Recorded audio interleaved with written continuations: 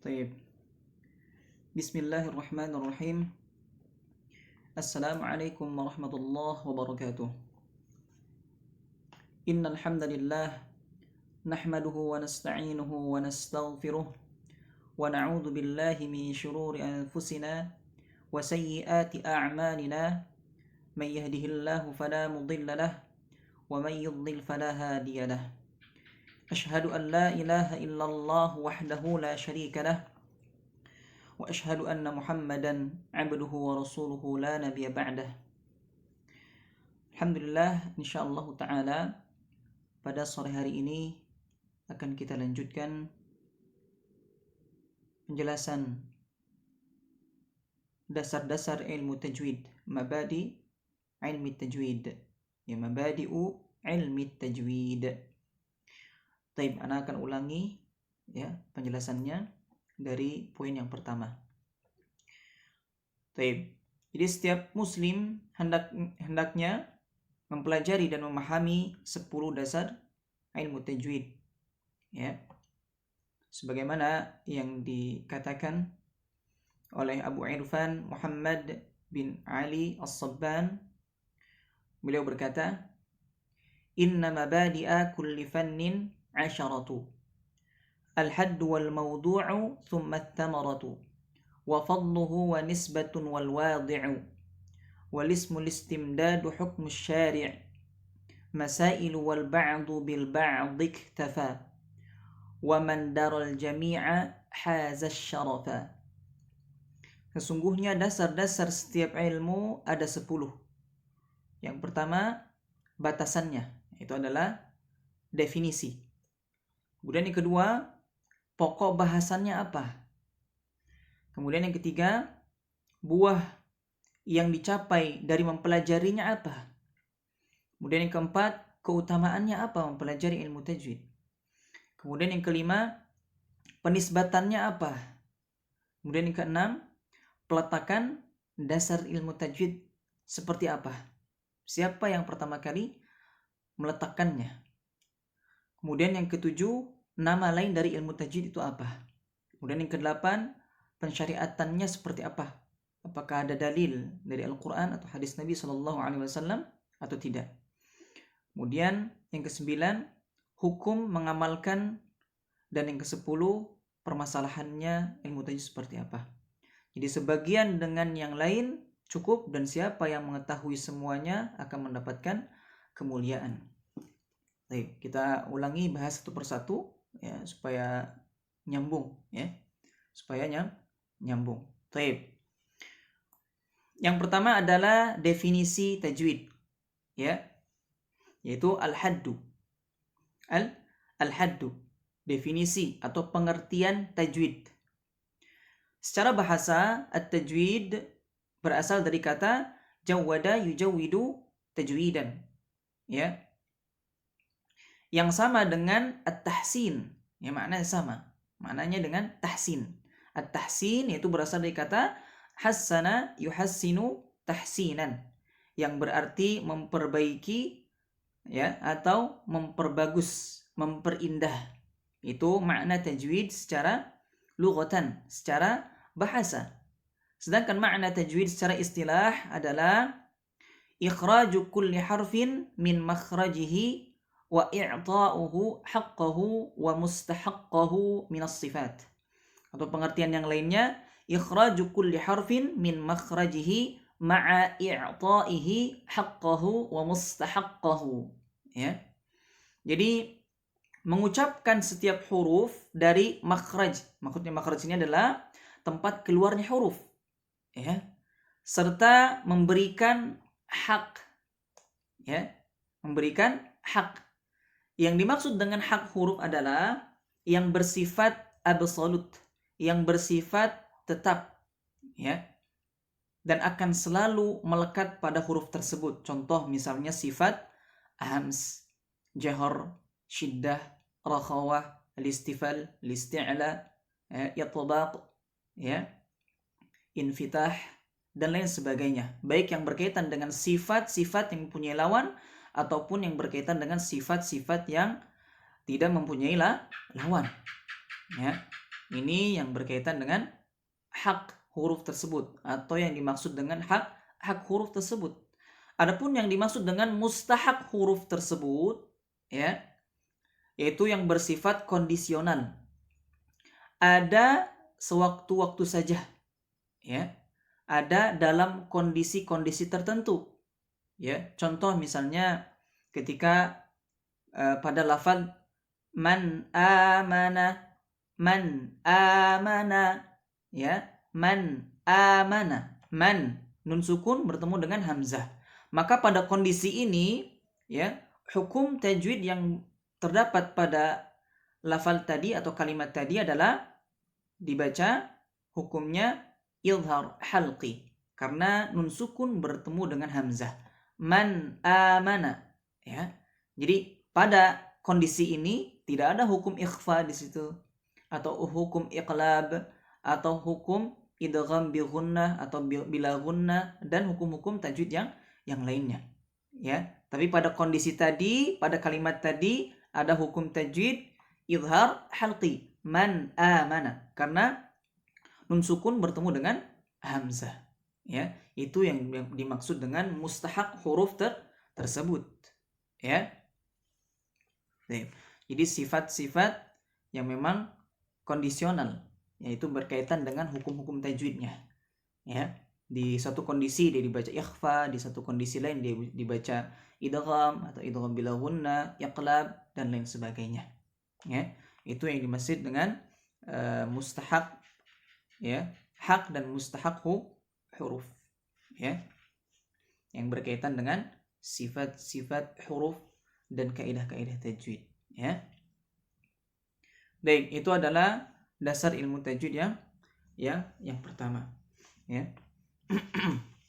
Kemudian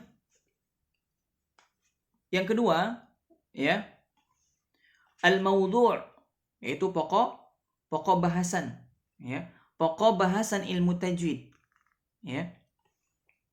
Pokok bahasan ilmu tajwid adalah yang berkaitan dengan lafaz-lafaz Al-Quran, yaitu kalamullah subhanahu wa ta'ala, ya. Juga sebagian ulama ada yang memasukkan juga, ya.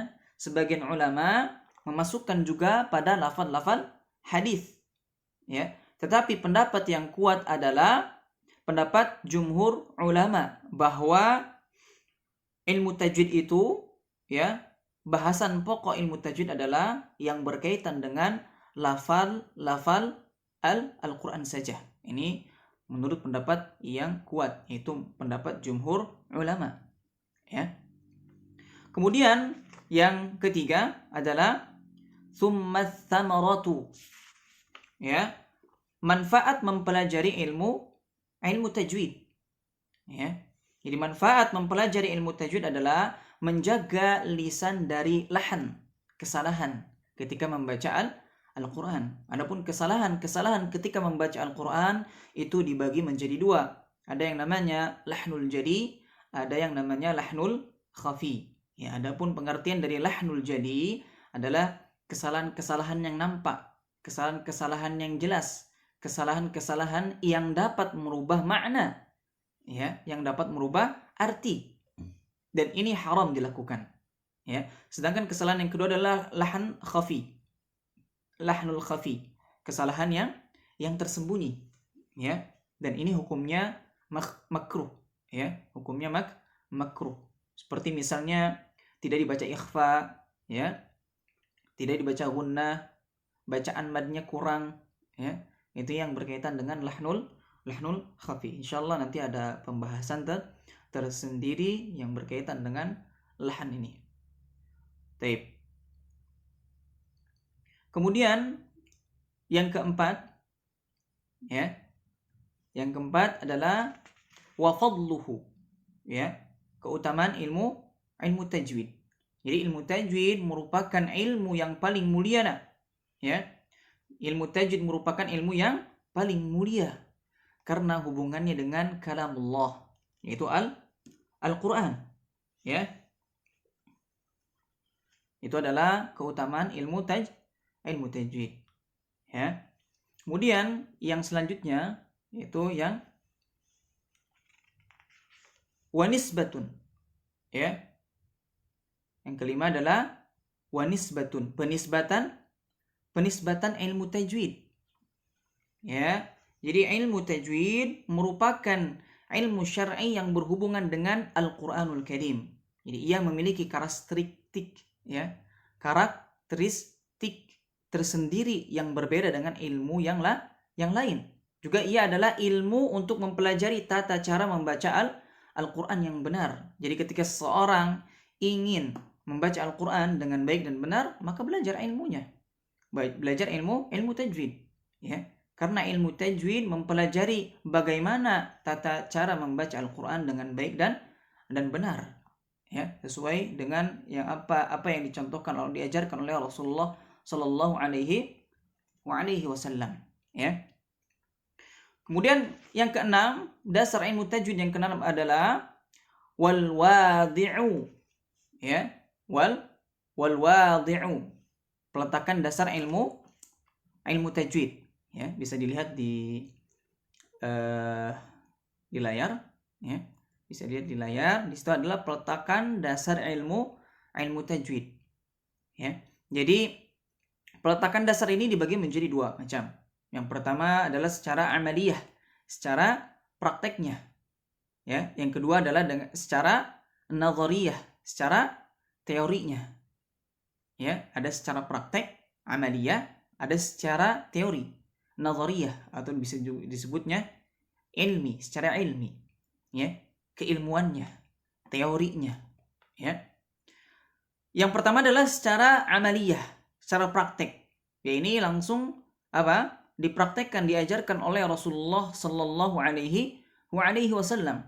Ya, sebagaimana Allah Subhanahu Wa Taala menurunkan Al-Quran kepada malaikat Jibril alaihi salam. Kemudian malaikat Jibril alaihi salam menurunkan kepada Rasulullah Sallallahu Alaihi Wasallam secara berangsur-angsur. Itu langsung dipraktekkan. Kemudian Rasulullah Sallallahu Alaihi Wasallam mempraktekkan, langsung mengajarkan kepada para sahabat radhiyallahu anhum ajma'in. Ya, ini secara amaliyahnya, prakteknya, yaitu langsung dari Rasulullah Sallallahu Alaihi Wasallam. Ya, dan dengan tajwidnya tentunya. Ya, Rasulullah SAW mempraktekkan bacaan Al-Quran itu dengan tajwid. Ya, karena Al-Quran diturunkan oleh Allah Subhanahu Wa Taala dengan tajwidnya. Ya. Kemudian dasar yang kedua adalah secara nazariyah, teori, ilmi. Ya, dari sisi teorinya, nazariyahnya. Ini oleh para imam qiraah. Ya, ini oleh para imam qiraah. Dan para ulama berbeda pendapat tentang siapa yang pertama kali meletakkan dasar-dasarnya. Ya, di antara mereka ada yang mengatakan Abul Aswad Ad-Du'ali, ya, dan juga ada yang berkata Abu Ubaid Al-Qasimi, ya, Abu Ubaid Al-Qasimi bin Salam. Ada juga yang berpendapat Al-Khalil bin Ahmad, dan ada juga yang berpendapat siapa? Abu Muzahim bin Musa ibn Ubaidillah Al-Khaqani. Dan inilah pendapat yang kuat. Itu pendapat yang terakhir, yang paling kuat adalah ya, peletakan dasar ini secara nazariyah atau teori, ya, itu oleh Abu Muzahim bin Musa bin Ubaidillah Al-Khaqani. Ya. Ini adalah peletakan dasar ilmu tajwid. Kemudian yang selanjutnya adalah ya, walismu. Ya. Walismu listimdadu hukmu syari'i. Ya. Penamaannya. Apa sih nama lain dari ilmu tajwid? Ya. Jadi ilmu tajwid adalah ilmu tentang tata cara membaca Al-Quran. Ya. Membaca Al-Quran. Dan dikenal juga dengan sebutan nama ya, ilmu tajwid itu sendiri. Yaitu atau disebut juga fannut tartil. Ya, atau disebut juga haqqut tilawah. Ya. Ini adalah nama-nama lain dari penamaan-penamaan ilmu tajwid itu sendiri. Ya. Yang pertama ilmu tajwid itu sendiri, kemudian fannut tartil, kemudian haqqut tilawah. Ya. Kemudian haqqut tilawah. Kemudian selanjutnya al-istimdad. Ya, tadi walismul istimdad, ya. Ini adalah yang ke-8. Tadi penamaan itu yang ke-7 al-ismu. Wal-istimdad, sandaran ilmu tajwid. Ya. Tentunya sandaran ilmu tajwid, ya. Ini sebagaimana asal usulnya pensyariatannya adalah sebagaimana firman Allah Subhanahu wa taala, "Warattilil Qur'ana tartila." Ya. Dan bacalah Al-Qur'an itu dengan tartil.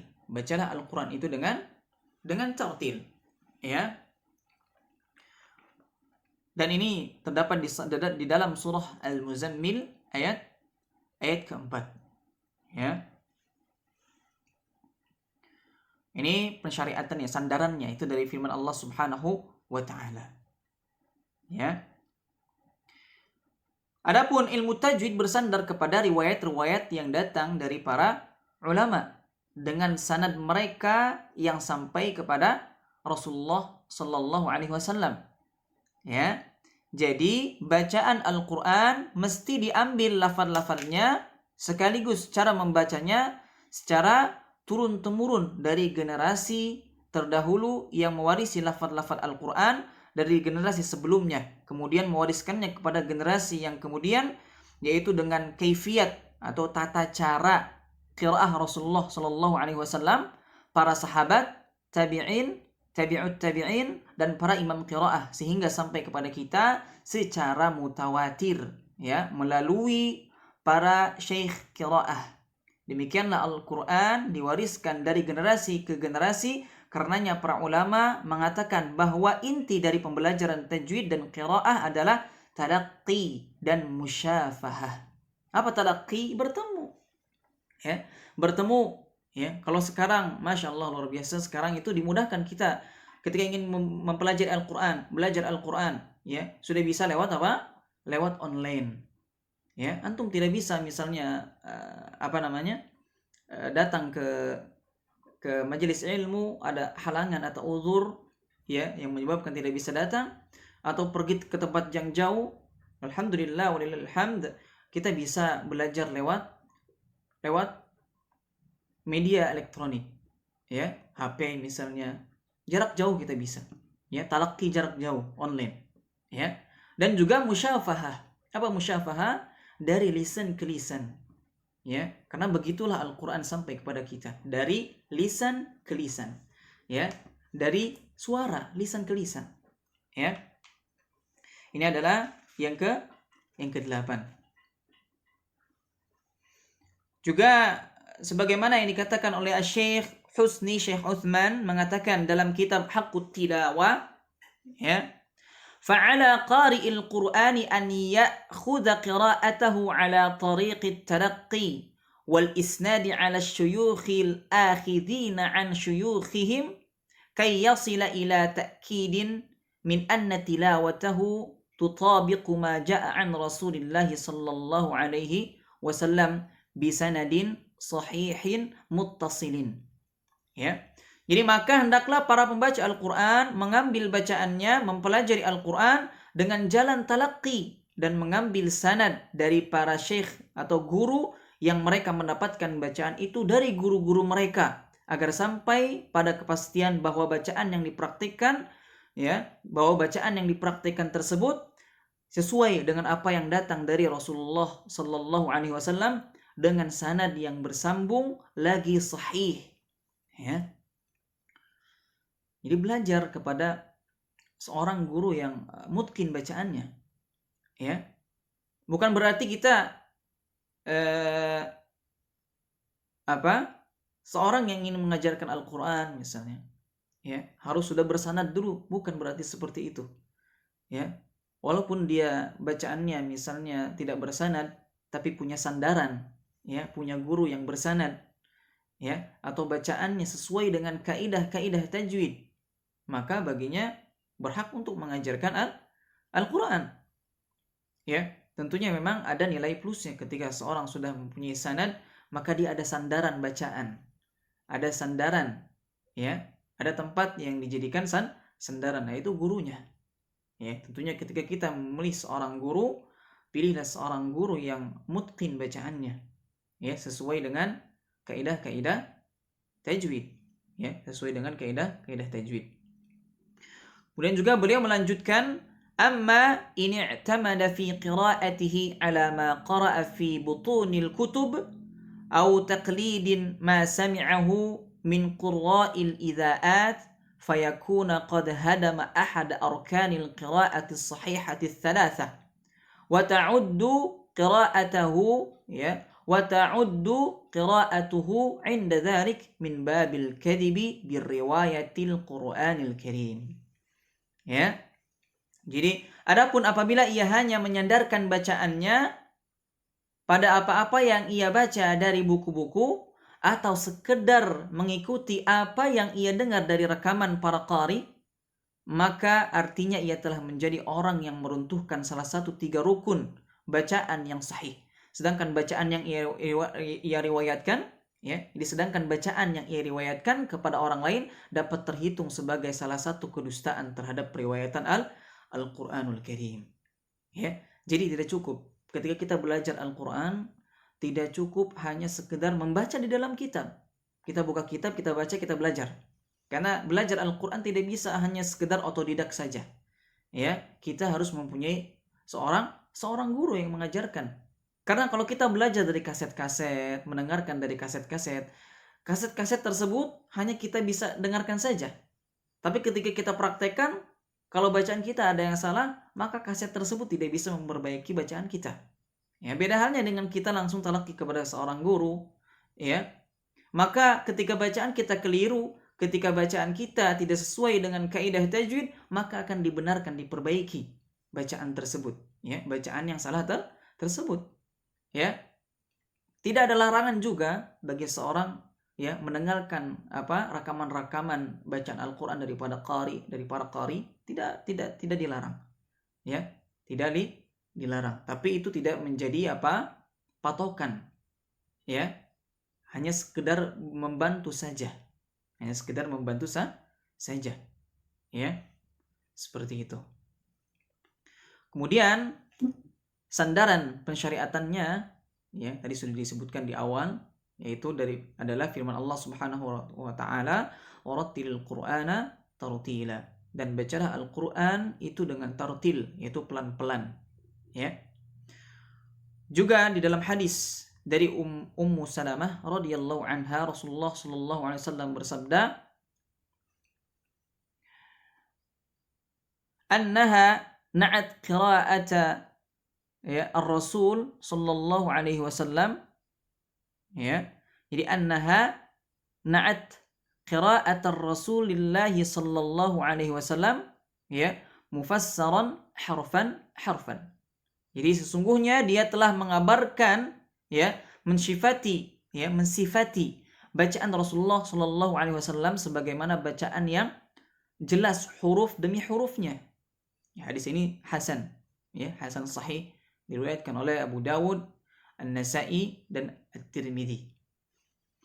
Juga sabda Nabi sallallahu alaihi wasallam, "Innallaha yuhibbu an yaqra'al Qur'ana kama unzil." Sesungguhnya Allah Subhanahu wa taala menyukai orang yang membaca Al-Qur'an, ya, membaca Al-Qur'an sebagaimana diturunkannya. Ya. Juga ini hadis yang sahih. Yang selanjutnya adalah, ya, hukum mengamalkan tajwid. Nah, ini bisa dilihat, ya, di layar. Ada hukum mengamalkan tajwid. Ya. Baik, nah, perjelas, ya. Itu dalam bentuk diagram. Ya. Jadi para ulama memang berbeda pendapat, ya. Para ulama berbeda pendapat tentang hukum beriltizam. Hukum beriltizam, ya, atau komitmen, konsisten, ya, dengan tajwid. Ini dibagi menjadi 3. Ada wajib, ya. Ada antara keduanya, dan ada tidak wajib. Ya. Yang pertama wajib. Ya. Jadi beberapa ulama berpendapat bahwa mengamalkan seluruh hukum tajwid adalah wajib ya bagi orang yang membaca Al-Qur'anul Karim. Jadi sehingga orang yang meninggalkannya adalah berdosa. Ini yang pertama. Kemudian yang kedua, hukumnya tidak wajib. Ya. Kita bahas yang tidak wajib dulu nih, kan nggak ada cabang ya. Kalau antara keduanya itu masih ada tafsilnya. Masih ada penjelasannya. Yang kedua, hukumnya tidak wajib. Jadi para ulama lain berpendapat bahwa tidak wajib mengamalkan hukum-hukum tajwid ketika membaca Al-Qur'anul Karim. Apa alasannya? Ya. Alasannya adalah hal tersebut sangat memberatkan kaum muslimin, ya. Sedangkan Allah Subhanahu wa taala berfirman, "Wa ma ja'ala 'alaikum fid dini min haraj." Ya. Dan dia tidak menjadikan kesukaran untukmu dalam agama. Ya, surah Al-Hajj ayat 78. Ya. Ini yang kedua. Jadi ada pendapat pertama, yang kedua, kemudian yang ketiga adalah hukum antara dua pendapat. Jadi ya, di antara keduanya, di pertengahan ini. Ya, ini pertengahan. Jadi hukum antara keduanya ini sebagaimana ulama memiliki pendapat yang pertengahan. Ini dalam hal ini. Jadi mereka memperinci hukum-hukum tajwid. Ya.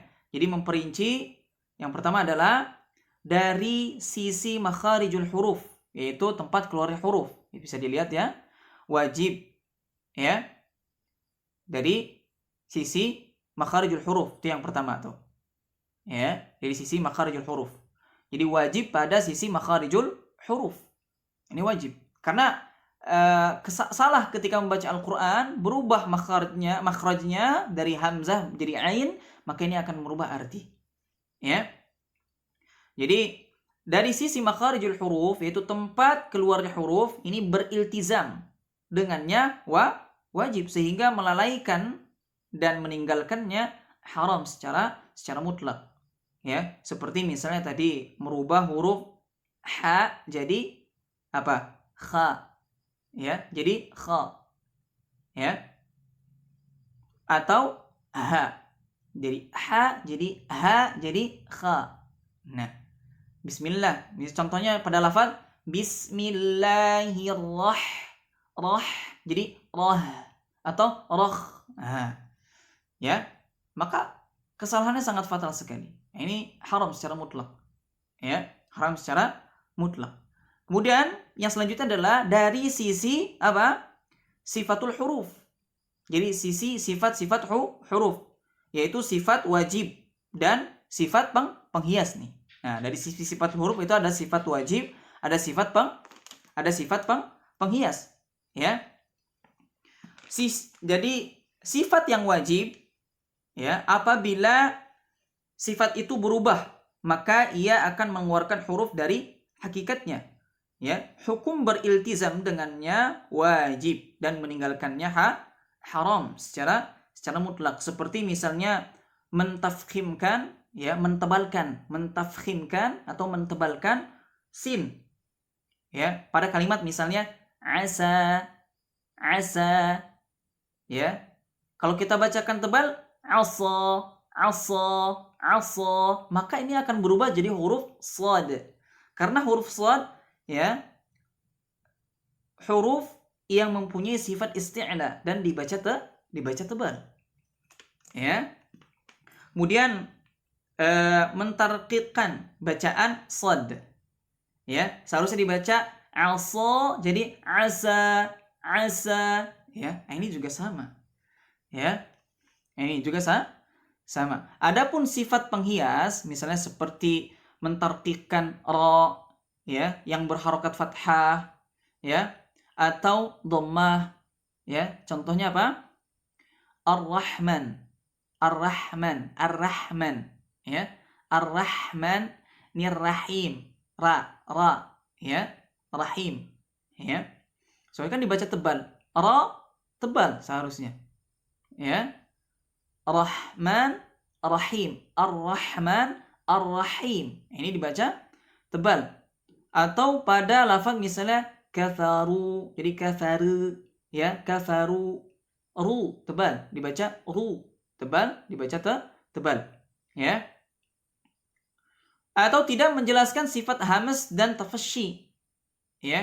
Tidak memanjangkan, tidak menjelaskan sifat hamz dan tafasyi. Kayak sya, ya, sifat hamznya tidak jelas, sya, tiba sya, ya. Sya sifat tafasyinya ada, hamznya juga sya, ya, ada hamz yang keluar, ya, karena dia termasuk huruf hamz. Sya, fahathahu syakhsun sakat, itu huruf hamz, ya.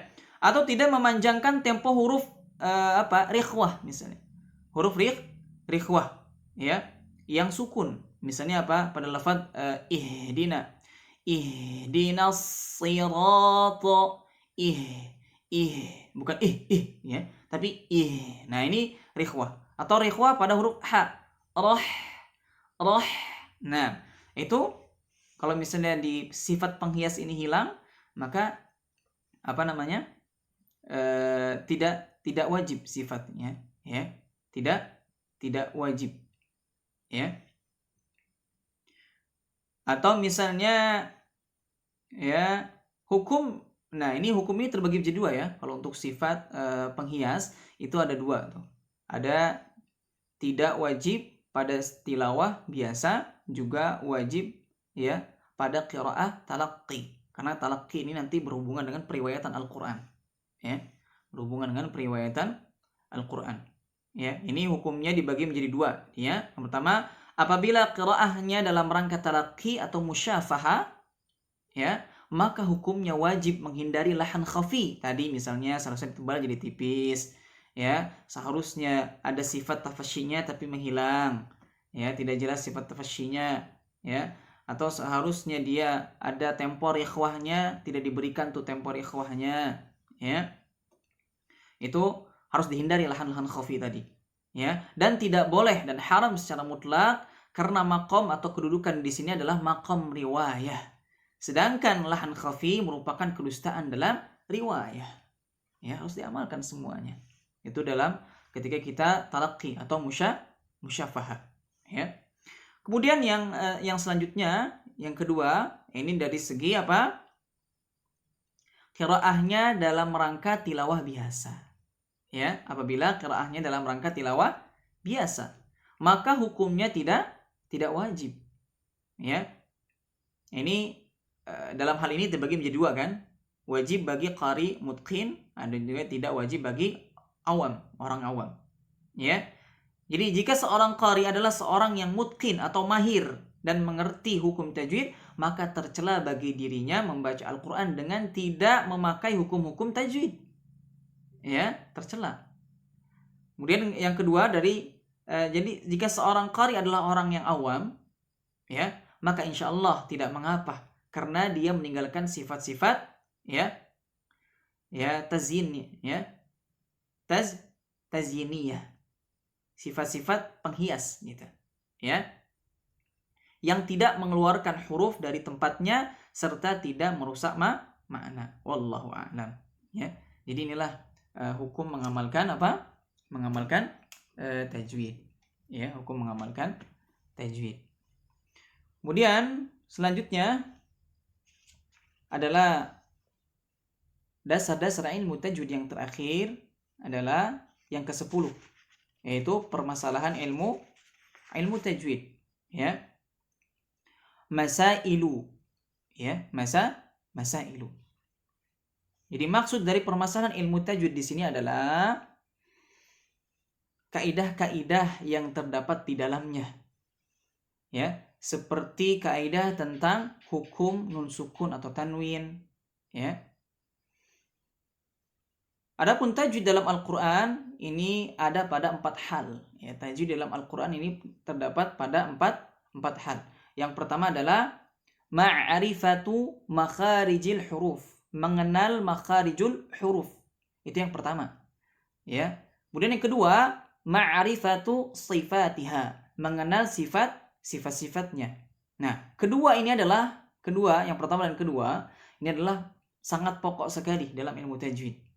Ya, sangat pokok sekali tentang makharijul huruf, mengenal makharijul huruf dan mengenal sifat-sifat huruf tersebut. Kemudian yang ketiga, ma'rifatu ma yatajaddadu laha bisababi tarkibi minal ahkam. Ya, mengenal hukum-hukum yang muncul dengan sebab tarkib, susunan huruf dengan huruf yang lainnya. Misalnya apa tadi yang berkaitan dengan kaidah-kaidah tajwidnya. Ya, hukum iqlab, ikhfa haqiqi, ikhfa syafawi, idgham bi gunnah, idgham bila gunnah, ya, idhar halqi, idgham mimi, ya, idgham mutaqaribain, mutajanisain, mutamathilain, ya, dan lain sebagainya. Kemudian yang keempat adalah riyadatul lisan wa kathratut, ya, tikrar, ya, latihan lidah dan banyak mengulang. Nah, itu karena ketika kita belajar tajwid, ketika belajar Al-Qur'an, maka harus banyak-banyak melatih lisan kita agar lisan ini terbiasa, ya, terbiasa melafalkan huruf-huruf, ya, Arab, ya, kalimat-kalimat Arab, ya, dilatih lisannya. Karena kalau kita belajar hanya sekedar ketika bertemu dengan seorang guru, bertalaqi dengan seorang guru, tapi di tempat atau di rumahnya, ya, ketika selesai belajar tidak pernah diulang-ulangi, ya, maka lisan itu tidak akan terlatih, ya, tidak akan terbiasa membaca kalamullah, ya, membaca Al-Qur'an, firman Allah Subhanahu wa taala. Maka harus dibiasakan, ya. Baik, demikian penjelasan tentang mabadi, ya, mabadi ilmu tajwid, dasar-dasar ilmu tajwid. Insyaallah taala kita akan lanjutkan pembelajaran ini, ya, di pertemuan yang akan datang. Mari kita membaca doa kafaratul majlis. Subhanakallahumma wa bihamdika asyhadu an la ilaha illa anta astaghfiruka wa atubu ilaik. Assalamualaikum warahmatullahi wabarakatuh.